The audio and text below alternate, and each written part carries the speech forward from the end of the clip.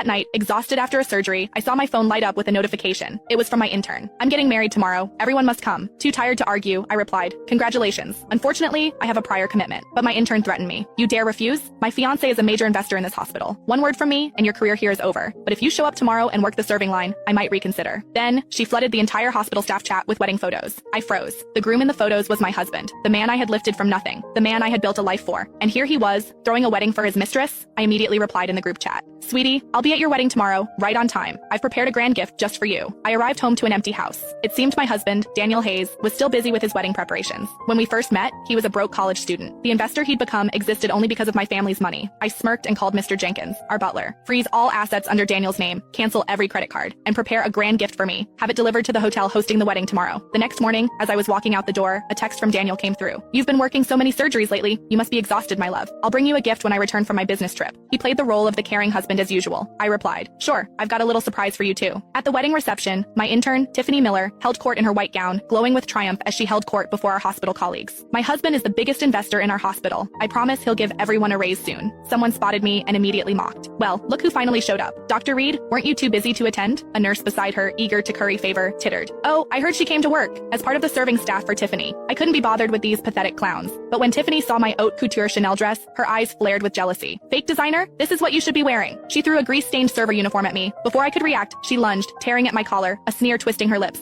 "Old hag, nobody wants to see your body anyway. Why don't you just strip and change right here in front of everyone?" My strap instantly loosened, a large patch of skin exposed to the air. Gasps filled the room, and several leering, disgusting gazes immediately latched onto me. I shoved her away, clutching my dress. Then I grabbed her arm and dragged her toward the massive gift box. A foul, rotting smell drifted from it. I opened it slowly, deliberately. Inside were rotten cucumbers, black-spotted, soft and shriveled. Tiffany's face instantly turned ashen. "Rachel Reed," I replied, "don't you love used rotten cucumbers? Here are 365 of them, one for every day of the year. That should be plenty to satisfy you." Tiffany erupted in a furious scream. "Rachel, what are you saying? Who wants rotten cucumbers? You came here today just to start a fight. You're just an old hag dumped by a man, jealous that I'm young, beautiful, and marrying well. I'm telling you, my husband will be here any minute, and with one word, he can get you fired from the hospital." Tiffany was trembling with rage, lunging at me, trying to slap my face. I sidestepped, a cold smirk playing on my lips. "We'll see who gets fired." Tiffany exploded. "You bitch! You lunatic! You're just jealous I snagged a rich man like Mr. Hayes, so you're resorting to these pathetic tricks just to get attention." I rolled my eyes. Her voice was grating on my nerves. "Tiffany, let me just confirm something. Are you absolutely sure you want to marry this man?" She lifted her chin, a picture of arrogant triumph. "Obviously. My Daniel is the hospital's primary investor. Billions. The kind of wealth a doctor like you could never earn in your lifetime. Money comes easy to him. Marrying him makes me the rightful Mrs. Hayes, someone all of you will have to look up to." A chorus of eager agreement rose from her clique. Tiffany was born for this life, unlike some who at her age are still gold digging. "Dr. Reed, after this spectacle, how do you plan to stay in the department? Offending the investor's wife?"